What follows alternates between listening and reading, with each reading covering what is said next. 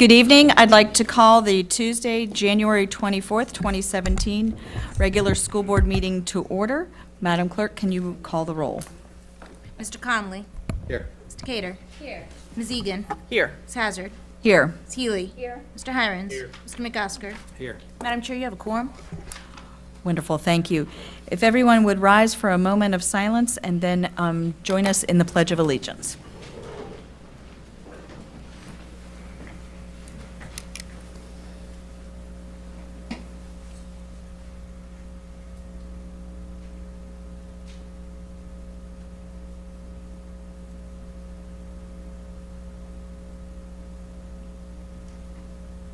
I pledge allegiance to the flag of the United States of America and to the republic for which it stands, one nation, under God, indivisible, with liberty and justice for all.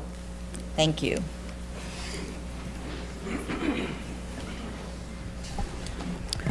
Moving on to the approval of the agenda, do I have a motion to approve? Motion to approve? Second.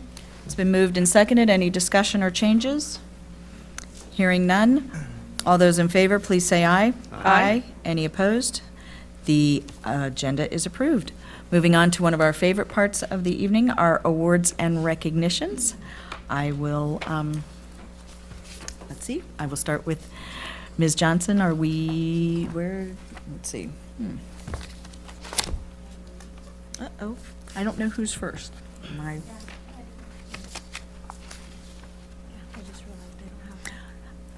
Okay, can you tell me who to recognize first?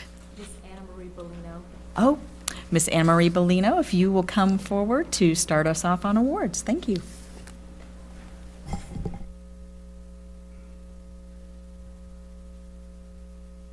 Good evening, Madam Chair, school board members, and Dr. Benson. I'm delighted to present to you several students who are going to receive state recognition for music accomplishments.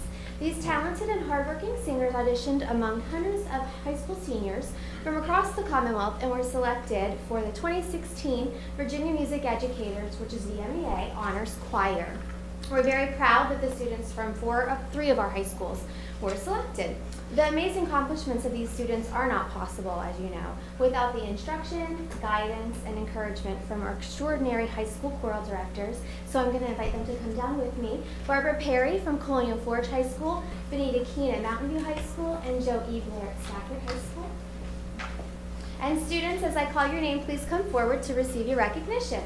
From Colonial Forge High School, Ilona Bailey, Hannah Fullwider, and Kennedy Triplett. From Mountain View High School, Lauren Wick, and from Stafford High School, Dimitri Fennel. Sorry. Do I need to say those names again? Okay. And Dimitri is unable to be with us tonight because he has a mandatory rehearsal at the Kennedy Center. I know. So our students are very talented, as you all know. So we want to thank and congratulate these students and these young ladies who are in front of us for their accomplishments. And the concert was stupendous. It was back in November at our conference, our Music Educators Conference. And so they performed in front of family, friends, but also professional music educators from across the state. And it was terrific. So thank you very much. And let's give these ladies a round of applause.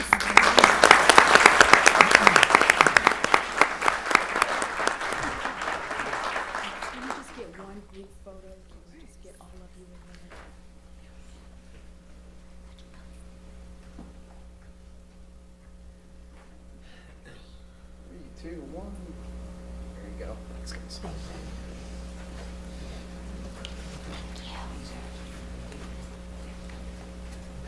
Moving on, I'd like to recognize Joe Lewis, principal at Stafford High School. You and Dwayne should go down. Dwayne? Yeah. Go on.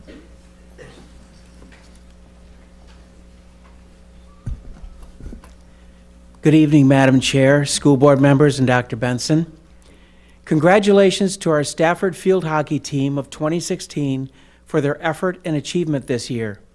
These young ladies ended their season with a record of 19-3 and were Conference 15 champions, 5A North Region runner-up, and 5A State runner-up. Would you please join me at the front?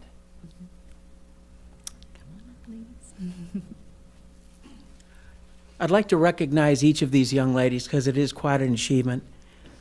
Megan Allen, Caroline Merriman, Alex Shuttleworth, Kirsten Kirtley, Grace Colburn, Brooke Lafayette, Colleen Schneider, Morgan Arthur, Caitlin Dobson, Hannah Heflin, Maddie McCoy, Kinsley Greenlaw, Sam Moore, Caitlin Godsey, Leah Beverly, and Jessica Seward.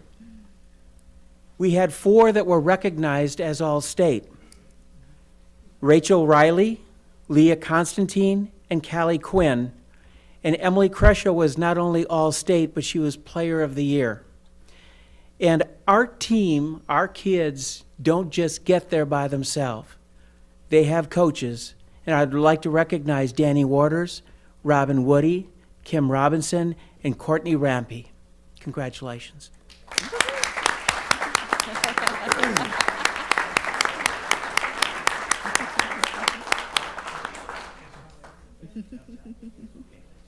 Can we kind of get together for a picture?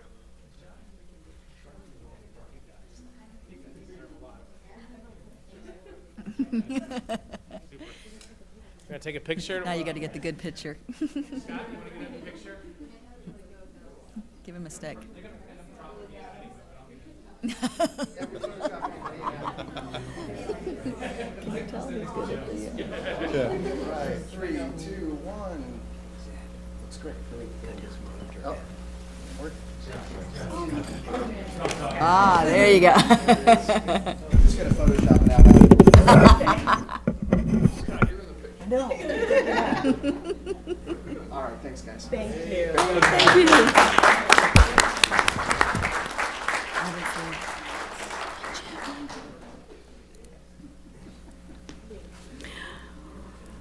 Great job. Next, I'd like to recognize Joshua Schimpf, our energy manager, to present our energy saving certificates. Or Mr. Horan. Hi, I'm Joshua. No. Good evening, Madam Chairman, board members, and Dr. Benson.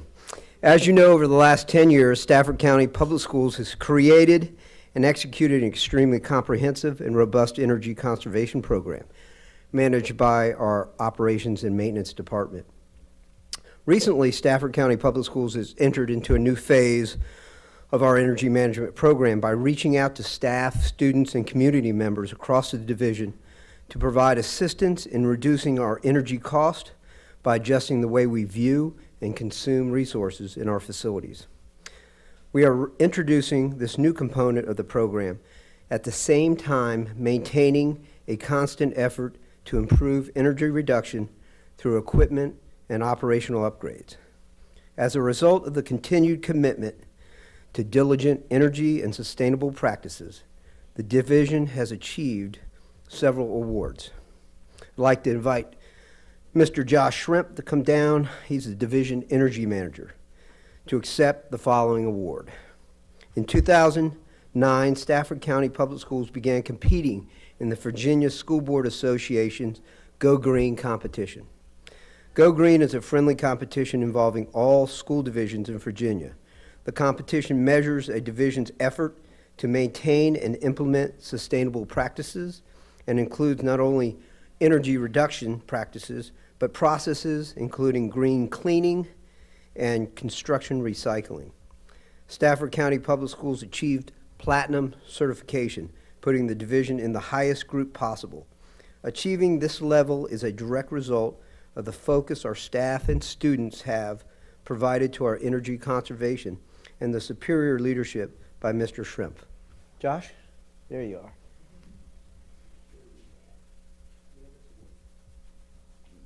We don't have it with us, but There was no physical award. congratulations. That's a big deal. It's presented at the School Board Association. I think Dr. Benson was called up and received that. I'm not sure. But the second award that we have tonight is one that you're very familiar with, Energy Star. In 2013, Stafford County Public Schools began certifying our schools through the EPA's Energy Star program. Energy Star program provides certification to facilities that demonstrate reductions of 35% or more in energy consumption, cost less to operate, and release 35% or less greenhouse gases than buildings of the same type and use. In 2013, Stafford County Public Schools certified 7 of our 30 buildings. In 2015, we certified an additional 3 schools. In 2016, with the help of Casey Madigan and Associates and the superb leadership from Mr. Shrimp, Stafford County Public Schools was able to certify 17 schools, or over 50% of our entire physical plant, which is phenomenal. This accomplishment was possible due to the hard work and countless hours from our Stafford County staff, students, and community. The following schools earned Energy Star certification for 2016. And as I announce your school, if you could please come down here if you're present, a representative. At the high school level, Colonial Forge, Brook Point, and North Stafford. Nice.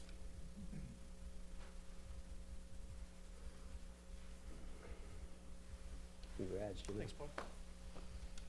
Can you stay up here? We're going to do a photo op. Congrats, Greg. Thanks. Chris, thanks. At the middle school level, H.H. Poole, Stafford, Dixon Smith, and Shirley Heim. Yeah, just. Good job, Bob. Mary Grace, nice to see you.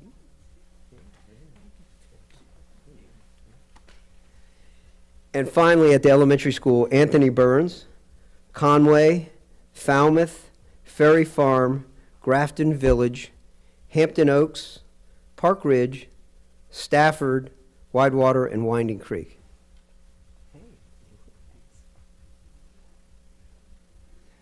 Maybe next year we'll have all 30 principals down here. That would be awesome. Mike?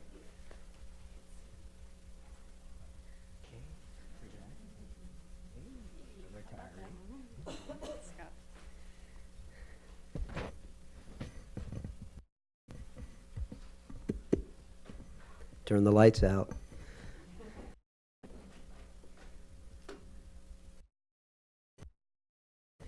Have a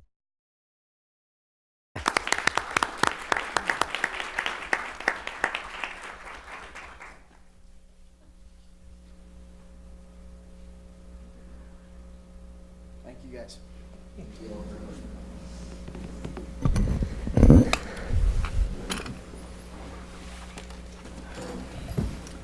So I guess Josh is doing pretty good work over there, Mr. Horan. Fantastic. You And the know, rest- I said I half liked you when you first came on board, so I 3/4 like you now. Progress. Yeah, you're getting up there, so good work. Thank you all. All right. Moving on, we will thank you for all those who came for awards, especially if you all are principals, if you would stay for a few moments, because we are, our next certificate, we'll talk about our principals. But first, we're going to recognize Career and Technical Education Month, and I'll have Mr. Hirons read that one. Thank Okay, you. proclamation to designate February a National Career and Technical Education Month.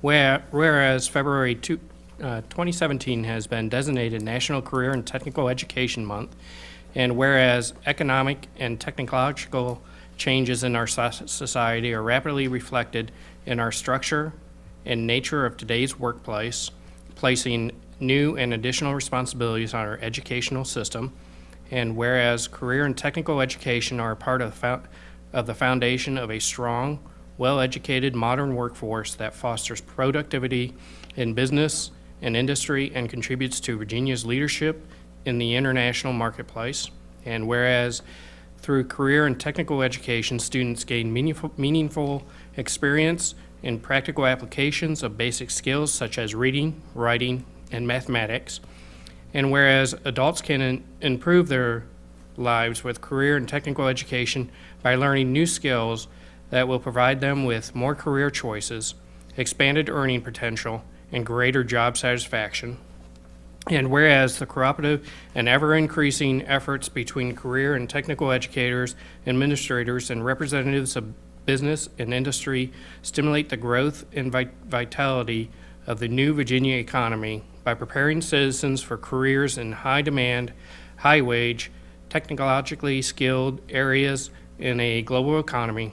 And whereas this year's theme, Celebrate Today, Own Tomorrow demonstrates the crucial role that career and technical education plays in readying our students for successful careers.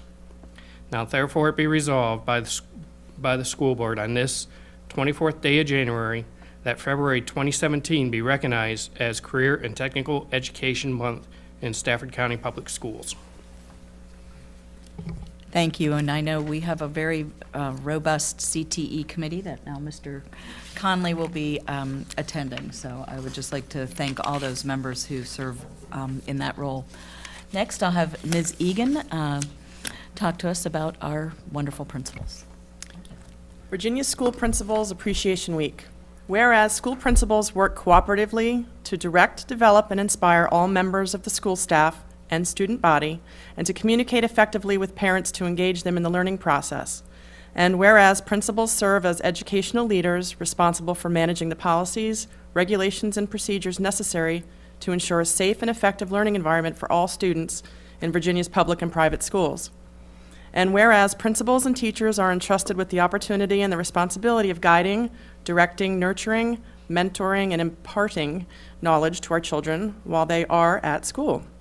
And whereas principals must work collaboratively with teachers, staff, students, parents, and the community at large to proactively prepare students to be self-reliant and productive citizens. And whereas Virginia School Principals Appreciation Week is an opportunity to recognize the hard work of Virginia school principals and to recognize the importance of principals in ensuring that every child has access to a quality education.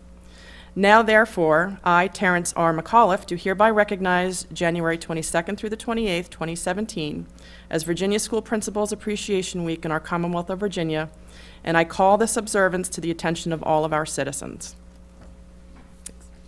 And in that vein, even though it is, of course, signed by the governor, I know the members of this school board really appreciate our principals and our assistant principals for all that they do.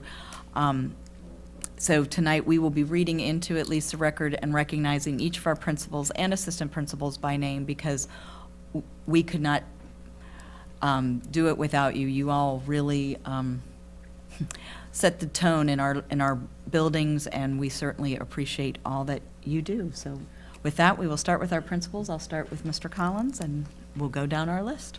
Nancy Call with Anthony Burns. Rita Cavatayo, our alt ed principal. Tammy Hauk, Brook Point High School.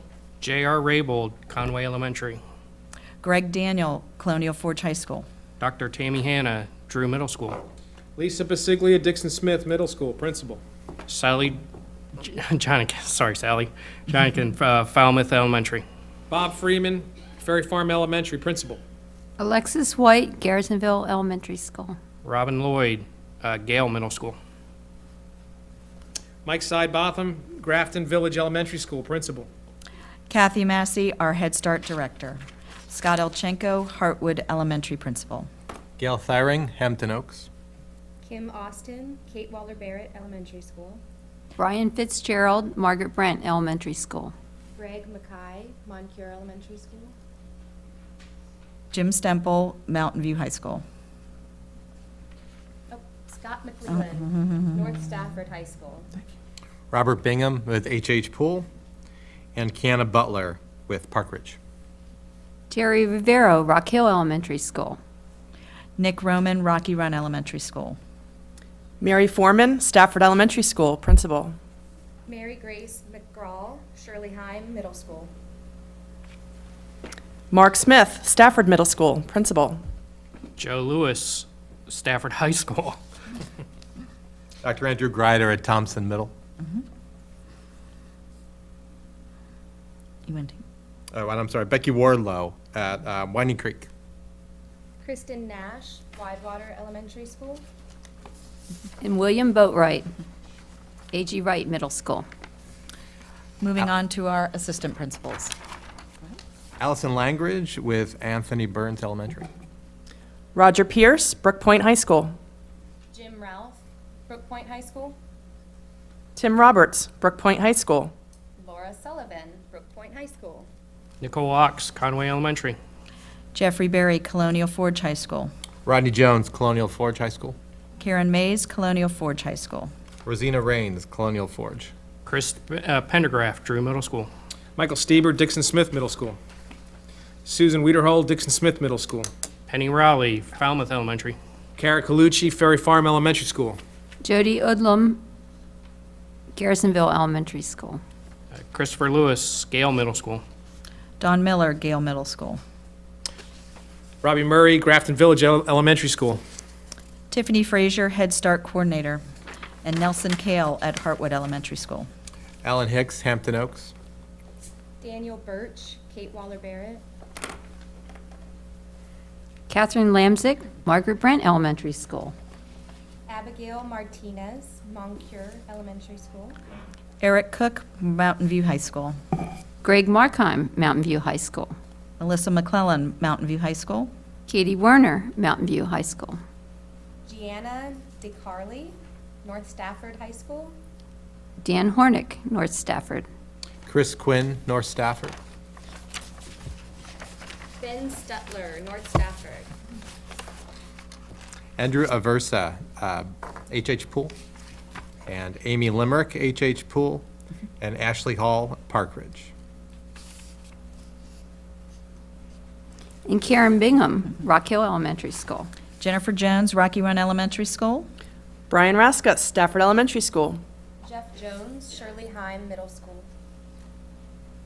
Oh, and James Grayson, Shirley Heim Middle School. Lindsay Kahn, Stafford Middle School. Jeff Howard, Stafford Middle School. Felix Addo, Stafford High School. Andrew Bathke, Stafford High School. Amy Ivory, Stafford High School. Ceci Mallory, Stafford High School. Michael Arkenbach, Rodney Thompson Middle School. And Stephanie Root, Rodney Thompson Middle School. And Flavia Hall, Winding Creek Elementary School. Nicole Clement, Widewater Elementary School. Jasmine Guadalupe, A.G. Wright Middle School. And Chelsea Tyron, A.G. Wright Middle School. Thank you for reading all those into the record, but it's also important for us to name those who make such a great contribution. So thank you, board members, for humoring me. Next, we will move on to our public hearing. We have two opportunities during our citizen comments. We have first a public hearing regarding the FY 2018 budget hearing, and then we have a second part for open citizen comments on any topic probably other than the budget. So I will give the overview of how both of these will run, and then I will call up by name those who have signed up, but there is still additional opportunity to comment should you so choose. So I will start with our 2018 budget, but I will not read these both times. Speakers shall identify themselves by name, address, and organizational affiliation if the spokesperson represents an organization. 3 minutes shall be allotted to speakers. As you can see, there is a red, yellow, and green button. When you have 1 minute remaining, the yellow light will come on. When the 3 minutes has expired, the red button will show. You have 5 seconds, to wrap up. The chairman reserves the right to restrict the total citizen comment received at any particular meeting to a predetermined maximum number of minutes with the approval of the board. Citizen comment which is profane, abusive, or which threatens imminent physical harm shall be ruled out of order by the chairman. Although the board provides the opportunity for citizen comment, individuals desiring to register complaints against division employees or division programs, services, or activities may also utilize the procedures outlined in Policy 1113, Public Complaints. So I will start with those who have signed in. I have 2 people signed in for the public budget hearing. I have Colleen Weiners and Susan Randall. If anybody else wishes to speak on this topic, I would ask that you go ahead and stand up and start to form a line behind those speakers. And when you come to the podium, announce your name. Good evening, I'm Colleen Wieners. I live at 6 Torrey Court, Stafford, 22554, and I work at Colonial Forge High School.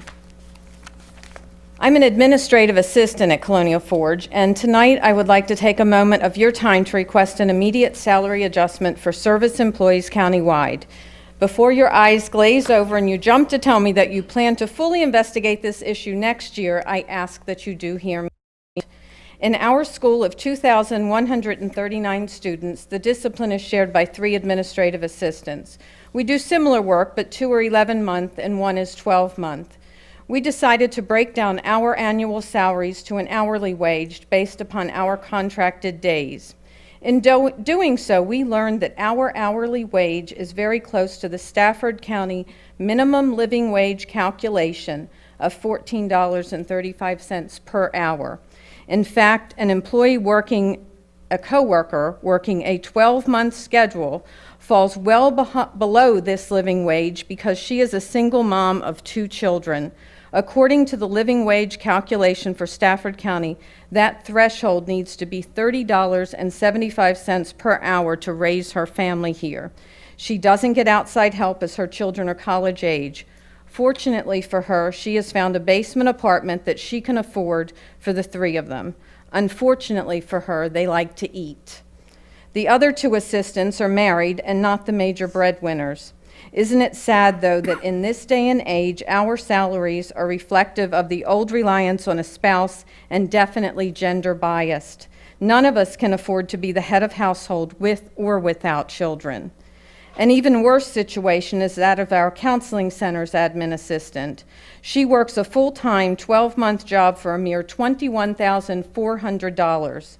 If you've done the calculations as we have, that amounts to $11.88 an hour, well below that $14.35 rate for a single adult hourly wage needed to live in this county.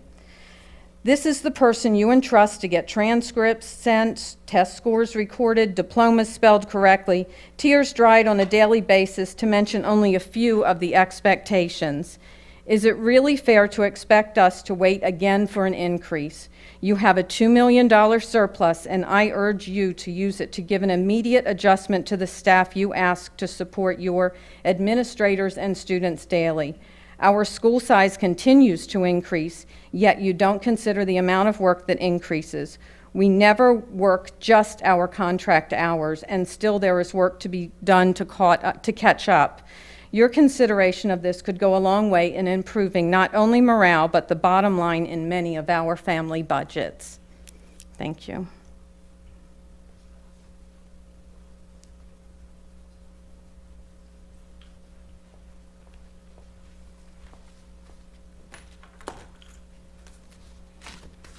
Good evening. My name is Susan Randall, and I'm from the George Washington District. As misfortune would have it, my 2 older children, one who recently graduated from Stafford High School and one currently attending Mountain View, have each received a concussion in the last 15 months. Each of them had the advantage of taking the impact test at their respective schools and had a baseline. My daughter, being the first one, went to the emergency to rule out any other major injury. Sadly, they were of no help to us on how to treat her concussion. Thank goodness for the trainer at Mountain View.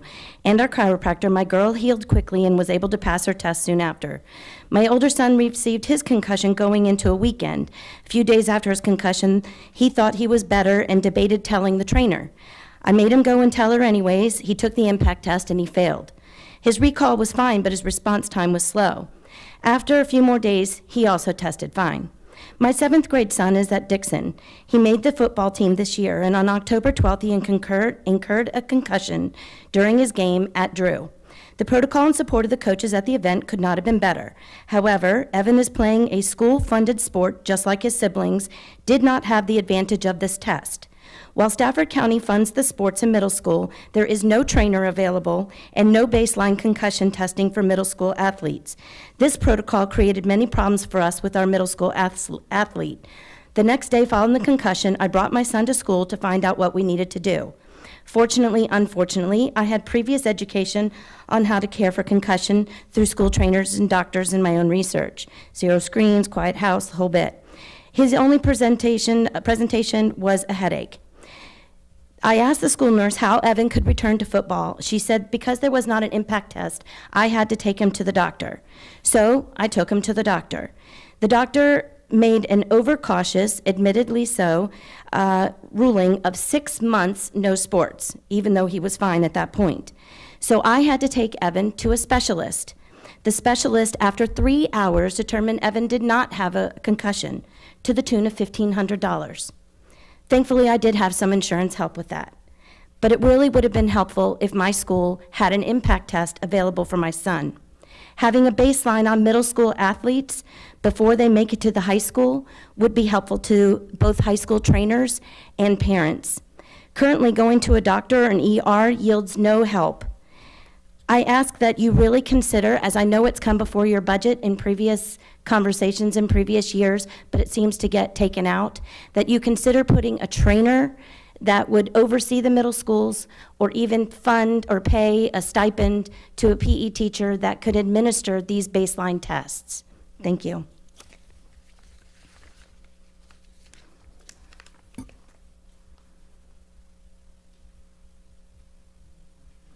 anyone else wants to approach as well, please feel free. Please feel free to line up. Good evening, ladies and gentlemen of the school board. My name is Teresa Thompson, and I'm presently serving as president of the Stafford Education Association. I'd like to make some general comments this evening regarding the budget and teachers' salary scales and the proposed salary scales for the bus drivers. The county is doing very well in encouraging young teachers, young bus drivers, young professionals to come and join our county. We are doing it, though, at the expense of the employees who have decided to make Stafford County their career. I can speak for the teachers because I am one. We have used the pay scale as a business model, saying that this is how businesses operate. You're not guaranteed a certain percentage each year and that sort of thing. So we agreed with and were in favor of doing the market analysis and judging our salaries based off of that. But in that process, we were kind of told, led to believe, we kind of expected that there would be some sort of COLA each year to have some sort of increase. Because I don't know if you are aware, but for a teacher above 11 or 12 years of experience, they do not have the ability to go to another school system. Because our surrounding counties will at most give 11 years of experience for those teachers transferring in. Myself, I have 31 years of experience, 28 years in the county. I looked it up the other day. If I chose to leave Stafford County and go to Prince William, Prince William would give me 11 years of experience, but I would lose $12,000 a year. Now, that says, well, you can stay. But I'm staying not necessarily as a choice, but because I'm stuck. And what's happening with your budget process and your salary scales and what you're getting ready to do with your bus drivers is pit those young, new bus drivers, teachers, against the older, more experienced bus drivers and teachers. Because you're encouraging people to come into the county, but you're not rewarding them for staying any longer than they really have to. Thank you very much.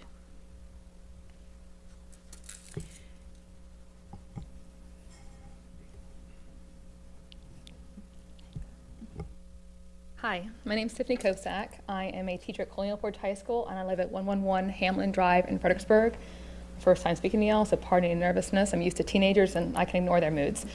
I am the teacher that Ms. Thompson was just talking about. I am 10 years into my profession, and I'm very tired. I'm telling you this right now. I'm tired. I am tired of seeing my co-teachers leave, and I work here for my co-teachers. We can have great kids anywhere. We have wonderful students here in Stafford, but there are great kids anywhere. We have fantastic teachers here that are leaving at an alarming rate. I think we're facing a 50% turnover rate in my department this year alone. And I am spending too much time helping to train new teachers. And I want to do that. I want to help new teachers take on the challenges and face them well in this profession. But it's painful to watch year after year teachers not stick with it, not able to stick with it. Good people who care, and part of the reason they can't stick with it is because they care. They cannot do all the mandates that we have to do, all the requests that we have to do, all the extra work, and continue to receive no respect for that financially, no recognition of that professionally, just the same old, your guys are boots on the floor, and that's all really care about you mentality that we continue to get from the budget. That's it. Thank you.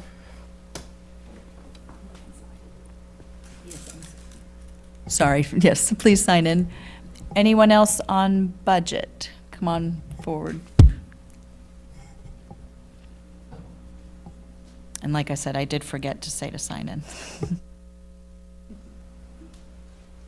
I'm pretty new to this. My name's Leah Blockowitz, and I am a Stafford County bus driver. And I was in our meeting today, and there's a lot of confusion exactly of what the plan is as far as the, I guess, the band pay would go. And what I'm hearing is that a driver that just started this year will be getting the same pay as me, a 12-year driver next year. And we just had the teachers speak for us that I do believe it will cause problems between new drivers and your career drivers, because we have stuck in with no pay raises for several years with hope, and now we feel like we don't matter. So I don't know if it would be something maybe to consider that they don't get the second pay band until they're fully vested in the company and full-time contracted till then, or there's some way to make us feel like we do matter for the time we've put in. But We don't engage with a dialogue at this point, but anything else you want to share? Okay. Thanks. Thank you. Isn't there a block they can check to ask for a response? Make sure you sign in, because if you want a response, we can get back to you there. That was a great reminder. Thank you, Ms. Healy.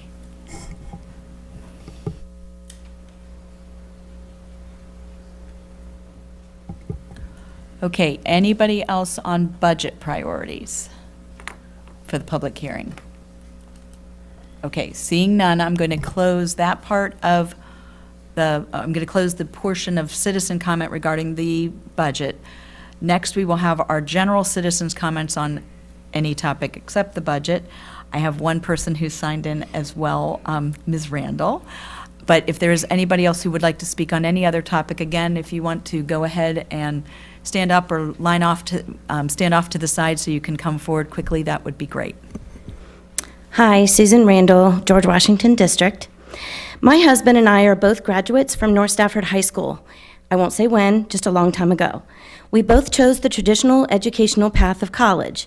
I stayed and finished my college track, but after a year, he left his. He had been a carpenter by trade, learned from his father and not the schools. Worked construction sites, built furniture and displays at IKEA while waiting for his clearance to begin his career as a carpenter for the CIA. After some success there, he was offered travel to Russia, Burma, Nicaragua, Saudi Arabia, and other places just to work on embassies. He took classes through the union on other trades and building operations and management. After 9/11, the FBI was tasked with operating a terrorist screening center. My husband helped with the build of the building and now is in charge of all the maintenance of the building. And I get to stay home. He began with a trade. Fast forward to our schools now. We have some amazing programs in our school that have developed further than we were when we were enrolled. What hasn't changed is what we are doing to help kids find careers that do not choose college or military. We hear about these gaps in tradesmen and women retiring and the lack of available talent. Having a son graduate last June, I saw the announcements for colleges and military visits, but there was no union or trades coming into the schools. What about police, fire, and rescue coming in? Or maybe that they already do and I didn't know. As a part of our mission of preparing students to be lifelong learners, this is a missed opportunity. I'm not talking about putting it in a career or a job fair. I'm referring to having students hear information about the Learn as You Earn programs.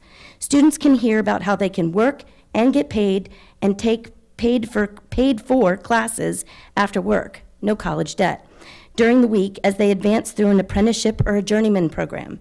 Found a great one in Florida. These licensed professionals could work for a business anywhere and on businesses, start their own business, work for the government, work as a contractor on embassies, and travel the world. Be able to support yourself and your family. We have a lot of focus on college and military, and that's all great. Why not bring in the opportunities for kids or students that might be in or out of a current trade program being offered in the schools? They can make money and learn, further completing the mission. Thank you. Anyone else?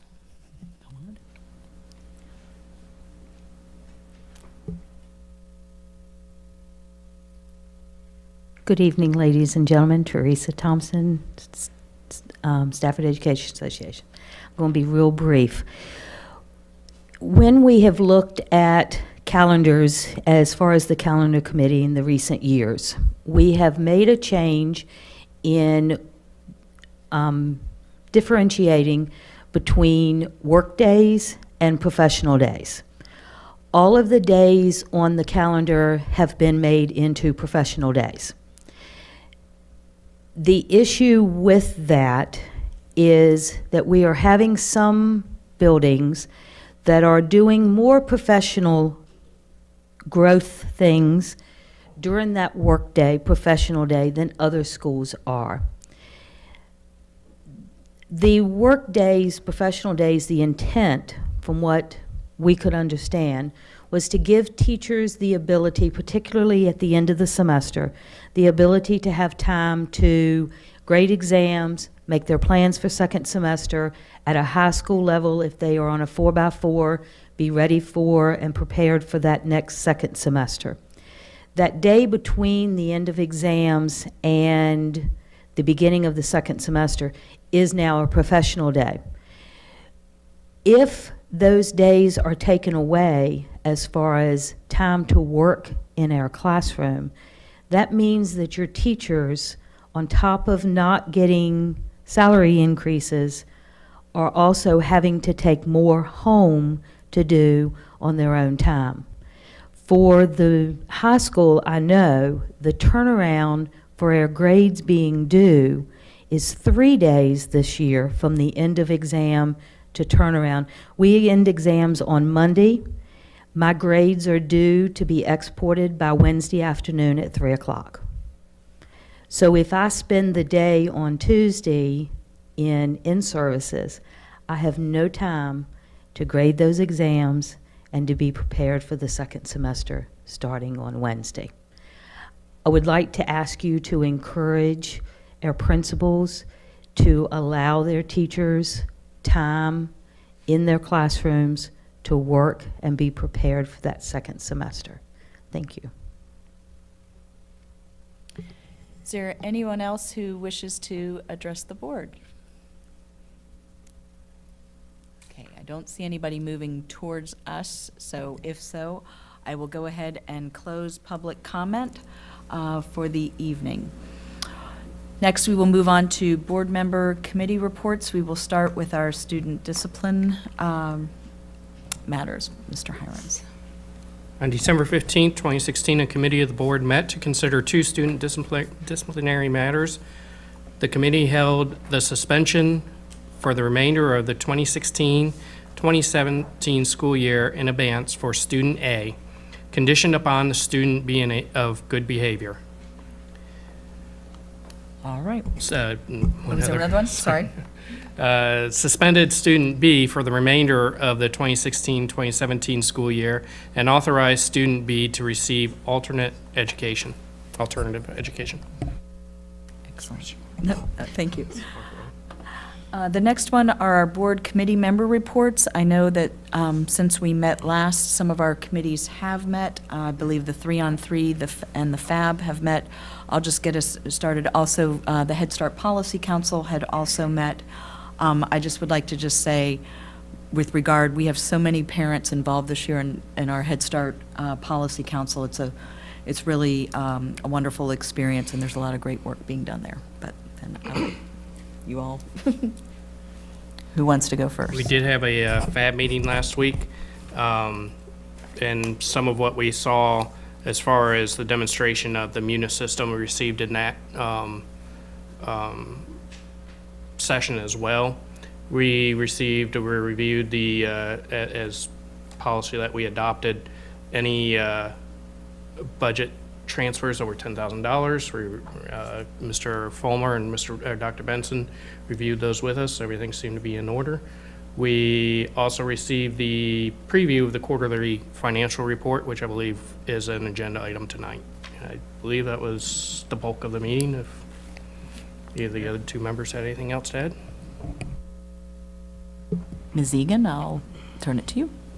All right, I'm just going to go ahead and read my notes so I don't leave anything out because we were there for about an hour and a half last night. So it was the Joint Schools Working Group. We met last night. It was Ms. Healy, Ms. Decatur, and myself, along with Mr. Cavalier and Ms. Maurer on the Board of Supervisors side. We discussed several topics. Many of them had carried over from the previous meeting that Mr. Hirons was chairing. We discussed the joint CIP, shared services, school capacity, Moncure rebuild, and the North library renovation. While we didn't come back with anything concrete, I did express my support for the shared services kickoff as a recommended by the consultant. I've made it very clear that that would be the only way that I would support it. Now, I didn't speak for any of you all. I did it for, on my own, at least to get the ball rolling so we know what we're dealing with here.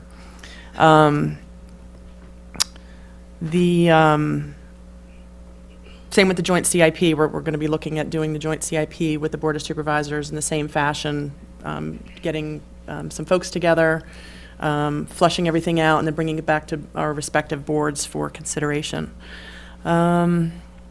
That's really about it. We're going to be putting another meeting together of the 3-on-3 sooner rather than later so that we can take advantage of before the recommended budgets are tweaked so that we can, if there's room for us to make any changes between the two boards, we can do that before the budgets are finalized. So, Roberta, if you wouldn't mind putting out an email tomorrow requesting everybody's schedule. I was looking at possibly the what is it? The Monday, the 6th of February. I think it's the 6th. So if we could talk to the supervisors, Wendy, and then our folks here to get that on the calendar. And that's it. Thanks. Excellent. Any reports from advisory committee visits, if anybody has any of those, if they want to share at this time? If not, yep. Okay. We did have a CIP advisory last Tuesday. It was right after our budget presentation. They're going to be working on, I'm not sure what the final vote was, but they were looking at two different things. They were looking at high school educational specifications and then a possibility of trying to flush out a location for when we consider high school number 6. So they were supposed to narrow that down and vote on it. I'm not sure which one they've done yet, but I'll have that report next time. Excellent. All right, hearing no other board member committee reports coming forward, we will move on to superintendent's comments. Dr. Benson? Thank you, Madam Chair. I have no comments this evening. All right. Moving right along, we to consent items. Do I have a motion to approve consent? Motion to approve consent items. Is there a second? Second. It's been moved and seconded. Any discussion or wish to remove any items from consent? Hearing none. All those in favor, please say aye. Aye. Any opposed? Motion carries unanimously. Moving on to our action items.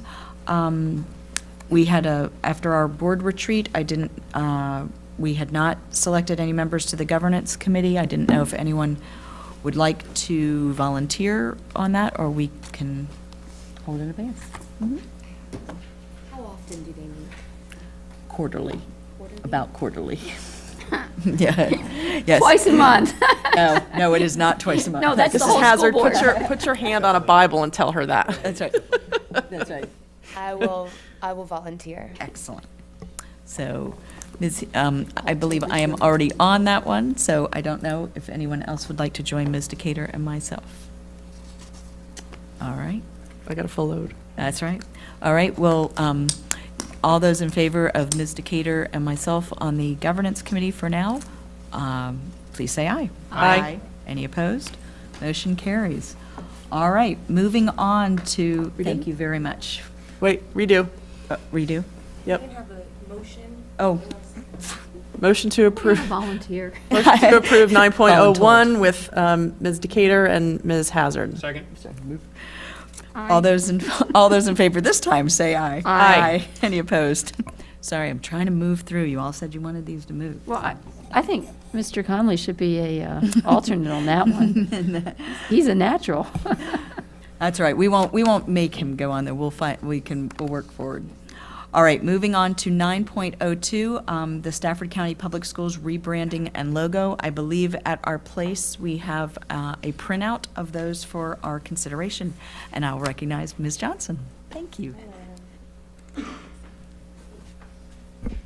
Hello, good evening, Madam Chair, school board members, and Dr. Benson. I'm here once again this evening to present options for the new logo for the school division.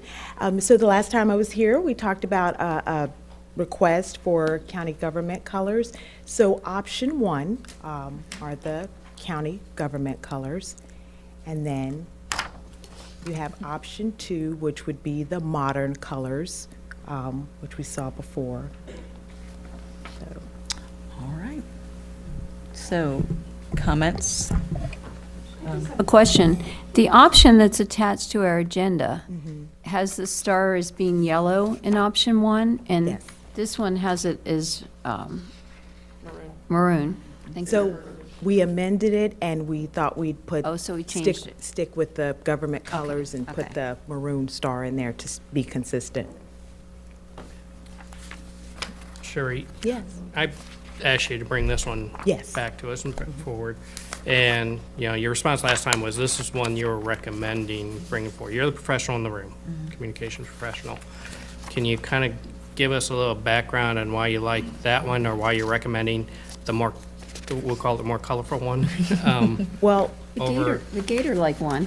Oh, so Pam had. As Mrs. Kale told me, 15 years ago? I know, green and orange, they're kind of ugly, but they'll grow on you. So with the modern colors, we just feel like for the school division and representing students, that seems to be vibrant and fresh. And also, when we were sending out our surveys, a number of people liked the modern color, so that tended to come up in our surveys as well, was the modern color. Seemed that resonated with people. So that's. Were both of them provided in the survey? The government colors, no. Okay. I like the government colors.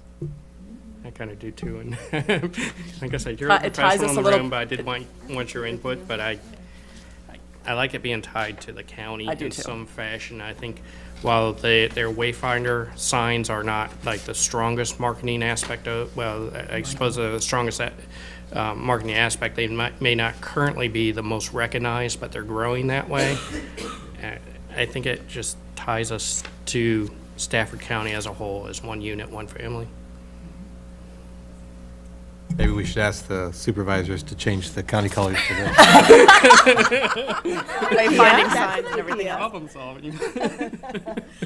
Is that for the 3-on-3? No, I'm not taking that there. I, for one, like option two for what it's worth, because I do think it has some pop, and we are talking about kids, and we are talking about energy. I like them both. I think y'all have done a great job. Thank you. But just so you're not alone, I like to as well. All right. Ms. Healy, did you want to comment? Well, option two catches my eye more. I mean, it is more vibrant. I kind of like that yellow star that was in the, So you like that one? well, of the two, I like that one, but the colors are actually a little different even from, the screen than on here. Is there one that costs more to reproduce? That costs more? I mean, the ink No, wise, color wise, okay. But I could live with either one. Yeah. I mean, I think they're both really, really solid. Is there any, Ms. Healy, would you like the yellow star back, or no? No, I mean, I'm just kidding. I'm fine just with asking. it, but I did like it, and I noticed there was a difference in this from what, I looked at when I reviewed the agenda. But I mean, option 2 just has more color to it, and it is more energetic or vibrant. Gator is taking you over. We got to make Well- we got to make a decision. There are people waiting on this logo. Right Right. now, we're making a decision. Yes. We need to. We have it for action. Partly, we have been talking about rebranding since Dr. Benson walked in the door. That was probably the first thing I said to him. Yeah. It's the first thing I said. Mr. McCosker, you've been very quiet. Do you have any comment? Or no? I'm not picking on you. No comment. No. What? Say All right, what? all right, listen, I like option 1 because it ties to the county. But then again, I like option 2 because it's pops and it gets. All right, I'll stop being, To get I'll us stop being rolling- difficult. Yeah, Yeah. I'm for option 1. I vote option 1. I vote option 1 as well, if we're going in voting. Okay, well, let's, direction to clear this up. well, let's get a motion. But you can make a motion for. Or whoever. Madam Chair, motion to approve, what number am I looking at? 9.02 with option 1. Is there a second? Second. Okay. It's been moved and seconded. Any further discussion? I do want to thank Cherie and all the work of your office from what we thought and what Dr. Benson proposed was going to be a process that was going to be done, I think, last January or something. A lot of work has really gone into it, and you're really taking your time on something that, you know, you probably could have done without any input. So I personally truly do appreciate that you've accepted all the input that we've given, in the community as well. Right. Any other comments? I'd like to say the same thing. I'm just, we started with this and we just didn't have it quite right. Then Ms. Johnson's office got involved in this, and really we almost grew it our own. And I think that's what's really exciting. We grew this design really from within our own team, because the first things that came out were okay, but they weren't there. And so I'd just like to compliment those that were on your team that helped develop this. I think it's going to be a great move for the county to have this going forward. Any further comments? If not, all those in favor, please say aye. Aye. Any opposed? Motion carries unanimously. We have a new logo for our division. Yay. Very exciting. All right, moving on to 9.03. This is regarding the approval of the 2017-18 Middle School Program of Studies. We have Madam Chair, motion to approve 9.03, approve the 2017-18 Middle School Program of Studies, Middle School Course Catalog. Second. It's been moved and seconded. Any discussion or questions? I know we have those in the audience who can answer. All right, hearing none. All those in favor, please say aye. Aye. Any opposed? Motion carries unanimously. All right, moving on to our information items. The first part, I believe this is Dr. Yes, Dr. Mira, I believe. This one's yours. Come on up. This is about the fiber optic network in regard to Ferry Farm Elementary School. Do you Well, want this to is give us a the quick overview? and then Culmination of an 8-year project to connect all of our schools. This is our final school to be done. And we've identified funds from savings from a previous CIP project to get us the project underway a lot sooner, rather than waiting for another future CIP cycle. And the project has been funded using VPSA technology grant funds and CIP VPSA Bank X funds over the 8 years of the project. So that's the genesis of the agenda item, and I recommend approval. Dr. Mears, are there any stipulations with these grant funds? Do we have to match? Do we have to commit to The additional? VPSA technology grant funds are for infrastructure specifically that we get every year. And the CIP funds are Scott's CIP funds that are bond funds for long-term projects. Right, but I guess what I'm No, asking. there's no stipulations on okay. those. So what Other we're- than we have to spend them on infrastructure. Okay. And there's no further commitment that No, we have to ma'am. No. apply for them again another year? No. Okay, thank you. All right. And yes, Ms. Healy. I see here. It says if approved by the school board at the February 14th meeting, The staff will execute this portion of the project immediately with scheduled completion in September 17. No later than. Okay, so that's cutting it a little close. I didn't know if Mr. McOsker had any, interest in moving this up. I mean, this is the last school to get the fiber optic, is that correct? Yes, But if we, it would help. I'm just thinking with delays and weather and things we have no control over, it would be wonderful to have this when the school opened in September. And a couple weeks, may make a difference there. Yeah, I mean, thank you. I appreciate that. It is the last school, so it's, I'd like to get it done. like to get it done. All right, Mr. McCusker, would you like to motion to move this to action, unless there's further discussion? All right. Move 10.01 to action. It's been moved and seconded. We are voting to move this to action. All those in favor, please say aye. Aye. Any opposed? Motion carries. Mr. McCosker, a follow-on? Move to approve 10.01. It's been moved and seconded. All those in favor, please say aye. Aye. Any opposed? All right, let's get started. Get her done. Thank you very much. Appreciate it, board. All right, moving on to 10.02, proposed changes to the 2017-18 school year instructional calendar. I'm going to defer to Mr. Nichols to get us rolling. Yes, Madam Chair, school board members, in reviewing and preparing for next school year, looking at the XY calendar, we discovered that the proposed calendar for the 17-18 school year had 89 days in the first semester and had 92 in the second semester. Traditionally, we've always had been able to balance those out. We had 90 in the first semester and then 91 in the second semester.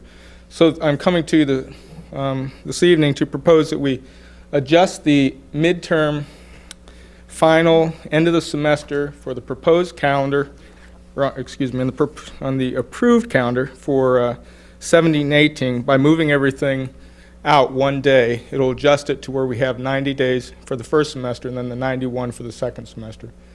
That has served us well over the past several years in making sure that we're balancing out in our instructional time. Okay, for our next meeting, then, will we be approving a revision to the calendar itself? Okay. Yes, ma'am. Sure, Ms. Healy. I notice here we're also moving the professional day to January 30th, which I assume is the day traditionally teachers would be grading the exams. Is there a reason that we don't have that as a teacher work day? And I know this isn't your thing and it's not the calendar, and perhaps that's something you can bring back at the next meeting. But, I certainly, heard what was said, and I know teachers need that time to do exams, because the expectation is that those grades be in very quickly. So if that's something we can look at, certainly we're all for professional development, and we want to offer those opportunities, but it may be worth weighing if at least at the for the high school, and they need a day for a teacher work day. So something, if we can just get some information on that. I wasn't aware that we had made that change. Maybe you could give us some background, or if there's any way to relook at that to see if it's more practical. I'd be more than happy to research why the calendar committee made that change. Okay. Well, first question is why the calendar committee made that change, and the second question is, should we go back to a teacher work day for having that day for grading exams? Yes, ma'am. Thanks. I agree. Moving forward regarding the calendar, many of us have heard what many of our districts, other fellow districts are doing. Dr. Benson, I don't know, do you have any comment regarding how calendar will be formulated going forward? Well, school board policy determines the participation on the calendar review committee, and it states that we will have a parent community representative from each magisterial district, along with administrators, support staff, teachers as well. And it is time for us to get this group together, if not past, to start thinking about the 2018-19 calendar. I would like to make one shift, and that is where the leadership for calendar development comes from. We've been doing this in our HR department. I would like to have our folks in instruction take the lead to focus on it, the calendar as an instructional tool mechanism. And there certainly will be participation from folks in HR, but I would like our primary focus to be trying to do the best we can for teaching and learning in the division. So if the board would indulge that, we'll go ahead and proceed in setting that up. You probably know better than I who's been representing your magisterial district. So if you'd like to provide me a name or just say continue with the person that's been doing that, I'd be happy to do that. And if we need to identify somebody new, we can do that as well. We can have our clerk reach out to each of you to help me get those names, if that would work. Okay. Great.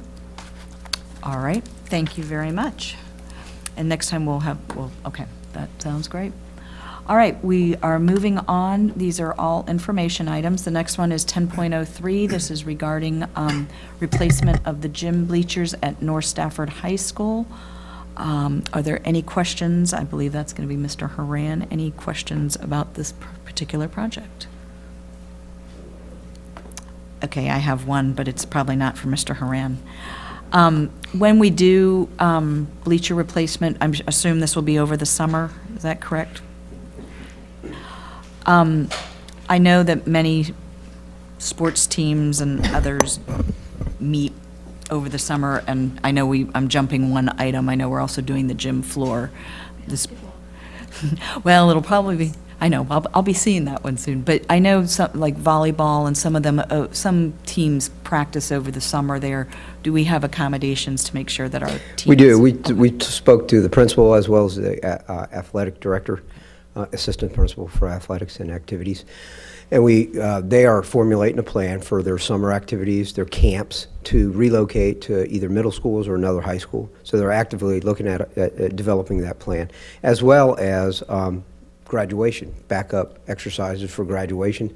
Many of our high schools utilize the gym as a backup for that day in case there's inclement weather. So North is going to identify days, different days now, like some of our other high schools do, as a backup. So the specific details I'm not privy to at this time, but I know the school is working on that. So this gym is going to be taken out of operation 1 May for us to meet the 1 May. So it's that early. It's almost 6 weeks before school is out.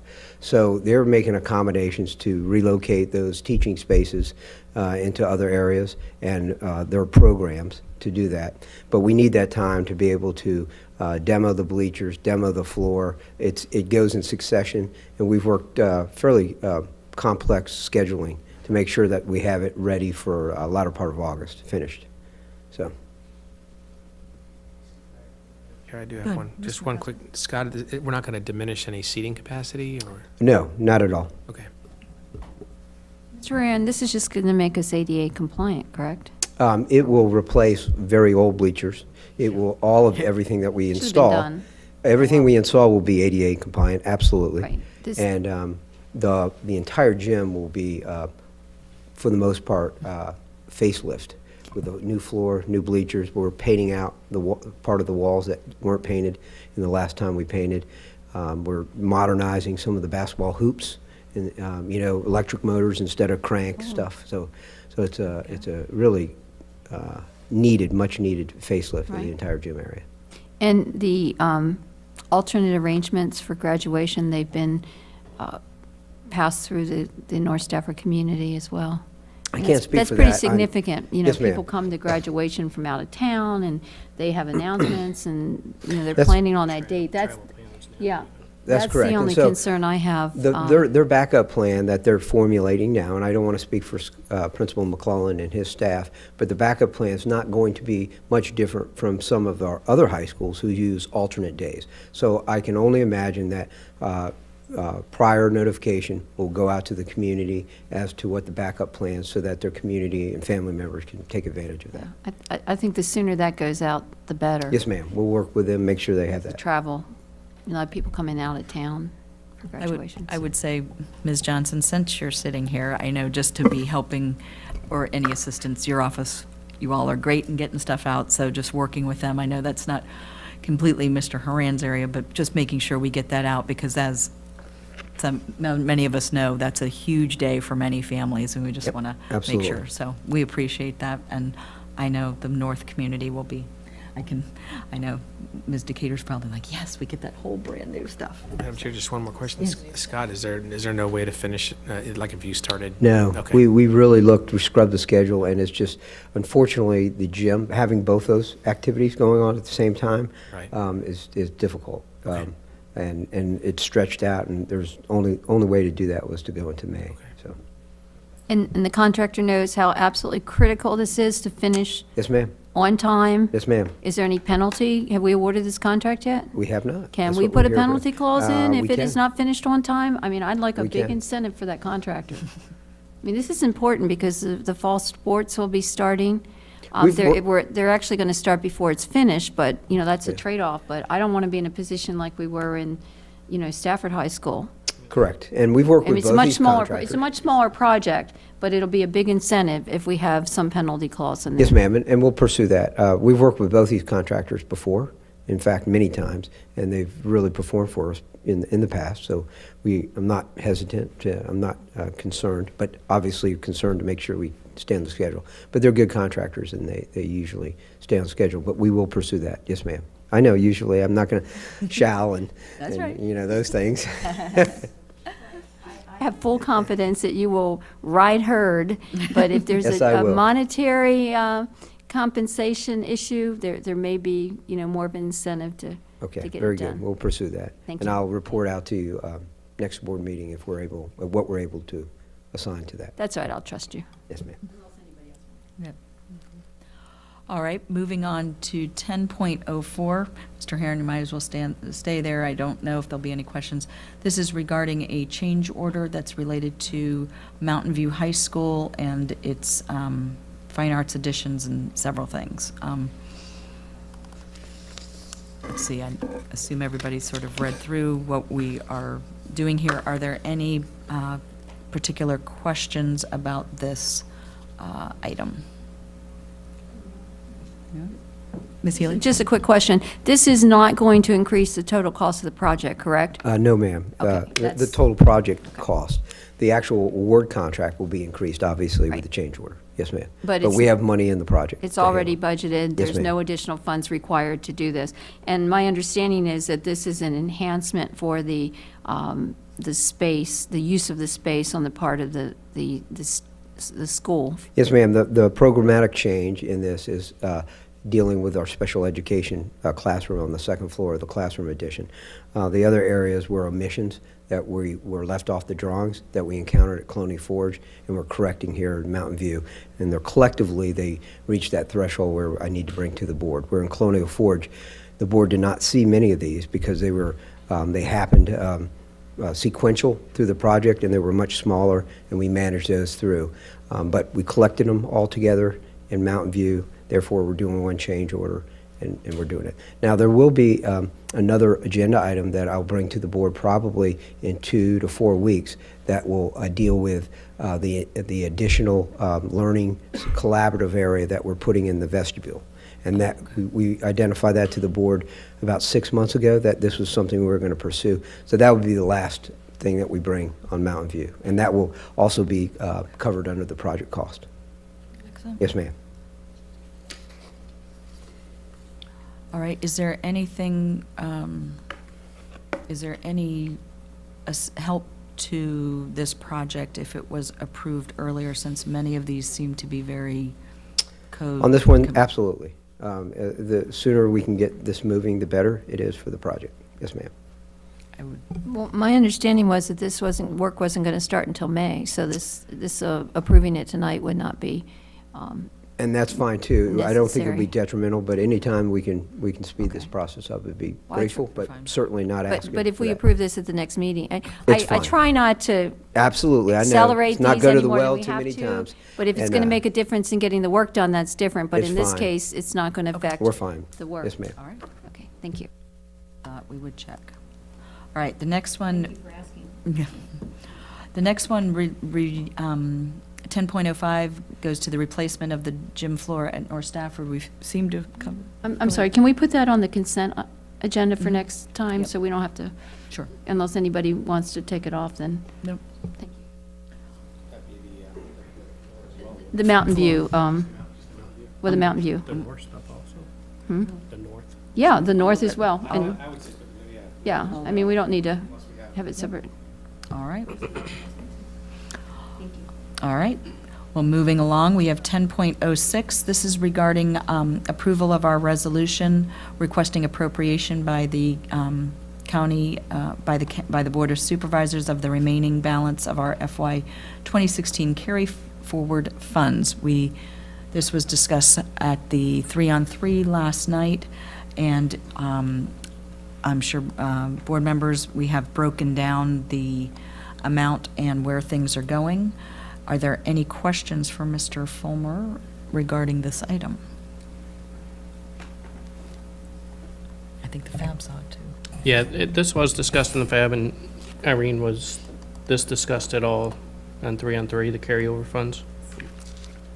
What was the reaction? Dr. Benson basically initiated the conversation and said that we would be sending over a resolution requesting our carryover funds. And what they were designated for. And We identified the various uses, so the budget for $1.25 million of budget forward, 1.5 to go to the Moncure rebuild, some state textbook funds, and then a small amount left for cash capital reserve or potentially. yeah, and we discussed in the FAB, this is the money that we discussed to designate for the North Stafford adjacent section to the library that's proposed for renovation or getting a design for renovation. Is that correct? Yes. Yeah.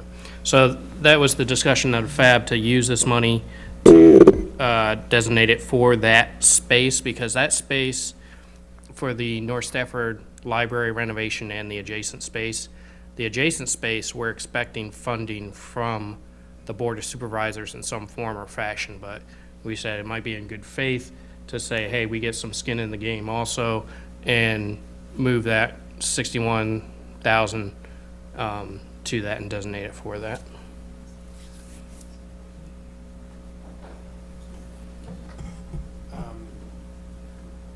what do we think about moving this to action tonight? With, We should have done. with Mr. Hirons' Make a motion to move 10.06 to action. Second. To action. Oh, Mr. Fulmer, did you have something? I just want to clarify, because I was going to amend the actual approval item, but I didn't want to do it last minute. Roberta didn't feel comfortable changing the actual subject line, believe it or not.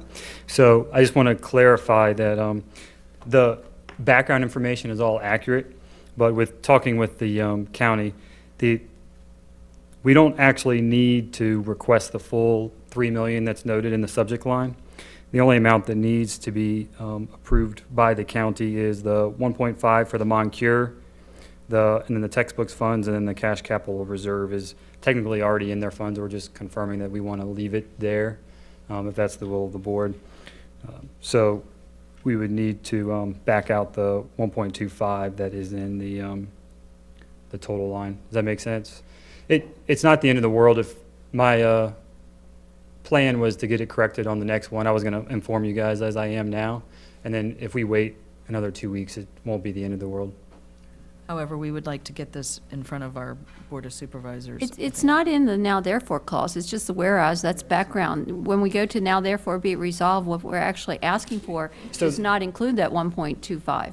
No, the resolution is absolutely correct. It's just the subject line on the agenda item. Oh, I know, we're not sending them the agenda item. That's right. As you were reading it, though, I didn't want you to read it as you were Oh, approving you're the subject line and You have shall be misinformation. relieved of that duty. Thank you. The resolution looks good, I mean. Yeah, no, thank you.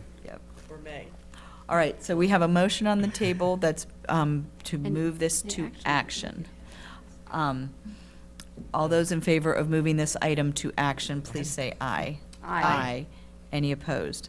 Okay, is there a follow-on motion? Move to approve 10.06. Second. It's been moved and seconded. Any further discussion? If not, all those in favor, please say aye. Aye. Aye. Any opposed? Motion carries unanimously.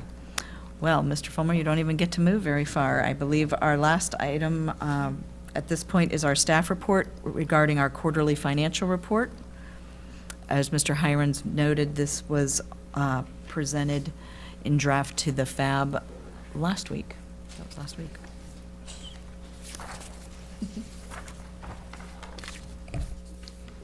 And Mr. Fulmer, before you start, I would just like to say, I believe I can speak for other board members, but I know it was also mentioned in our work session.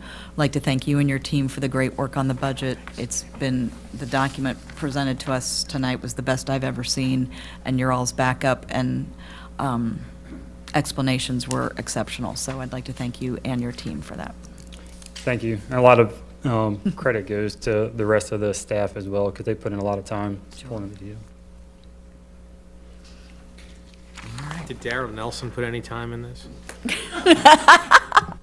You over there? A little bit. See, Daryl, you see? How diplomatic. Good job, Daryl. The review of his budget did not take as long as instructions review. All right, apologize. Go ahead, Chris. So this is our the quarterly financial report as of December 31st. I presented a first quarter financial report, so this is a follow-up of kind of a mid-year report. High level, revenues are tracking as expected. The adjusted budget lines have not been adjusted yet for the reflection in the state decreases with their newest version, but in the next report you guys get, it will be. We just didn't get that. That adjustment came late in December, and then we didn't get it into the final amended budget before we closed the period. But it will be in the next one. But high level, I mentioned in the work session that we did see a decrease in our state revenue for FY17, roughly about 1.1 million, but with the pre-purchase board, the purchases that the board did in FY16 for FY17, we're covered there, so there's no concerns. We're still holding that money, and I'll explain in just a minute where we're kind of holding that money in a reserve for when we need it. I would like to point out in the adjusted budget column, and I realize these footnote annotations are pretty small, but you will see that our rollover purchase orders from FY16 to FY17 are in the adjusted budget, so you'll see an increase of our from original to adjusted budget of about $12.8 million, and those are just our FY16 encumbrances that roll over into the following year, because the money actually isn't spent until FY17.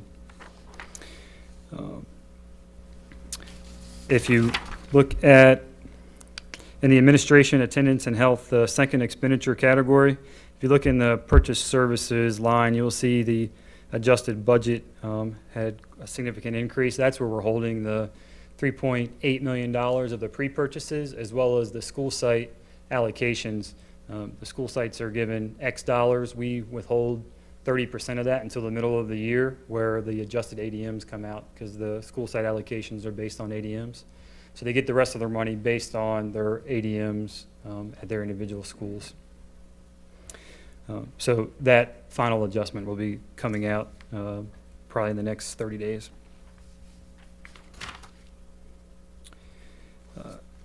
Also point out across the board, mainly expenditures, you'll see an encumbered column. Those are our current year purchase orders that are outstanding that we haven't paid upon yet.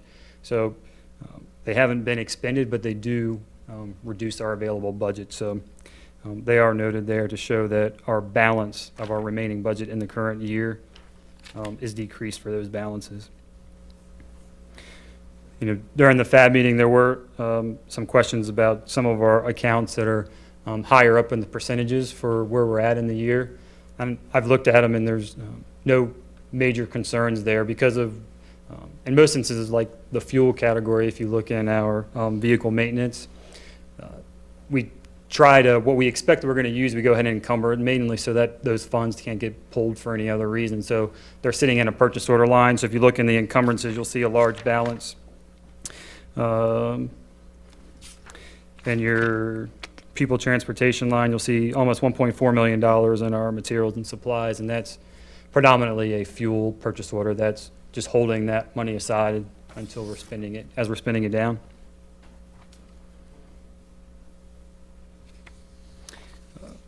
high level, as far as revenues go, I mentioned the state. All other revenues are tracking as expected. I also mentioned in the work session that our impact aid may be coming back up this year.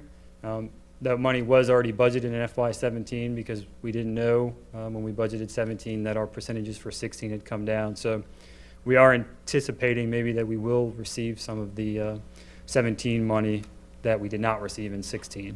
We'll know in a couple months how that's panning out, but we are submitting our impact aid application this week, and we did see an increase and percentage-wise from the prior year.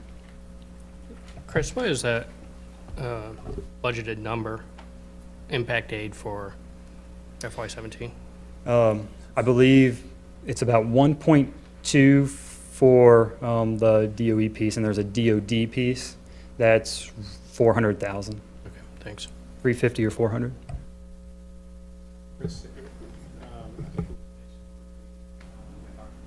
Mhm.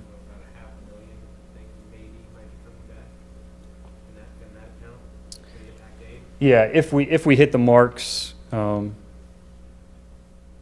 with the government that they set certain percentages. The DOE piece is just based on our number of students, so we're going to get most of that 1.2. The DOD piece is just a flat, let's say 19.5%. If 19.5% of our students are, their parents are federally employed, work on federal property, then we just get a flat fee. There's only, including ourselves, in the past, there's only been 4 school divisions in the state that partake in that funding from DOD. Yeah, we're the only one that's outside the Tidewater area. So when do you think we may? So in the past, they send us a letter on June 28th saying, hey, you're awarded, $330,000. So last year, in anticipation, I think in May, I started calling them, reaching out to contacts, and that's when we found out that we fell short of our percentage. So now that we've established that contact and know that there's a risk of not getting it, we'll start reaching out sooner, but we're just turning in applications this week, so it'll be a couple months. Okay, thank you. Yep. If we get good news, let us know as soon as possible. Will do. Perhaps that may help us in our budget if those funds materialized. That would be. Yeah, because it could impact the FY18 budget as well. Any questions about the quarterly report? All right. Thank you very much. Yep. Thank you very much. All right, moving on to our closed session. Mr. Hirons, would you like to read us in? All right, pursuant to Section 2.2-3711A of the Code of Virginia, I move that Stafford County School Board convene a closed meeting to discuss a personnel matter pursuant to the personnel exemption at Section 2.2-3711A1 of the Code of Virginia, 1950, as amended. Is there a second? Second. It's been moved and seconded. All those in favor, please say aye. Aye. Any opposed? Motion carries unanimously. We are in closed session.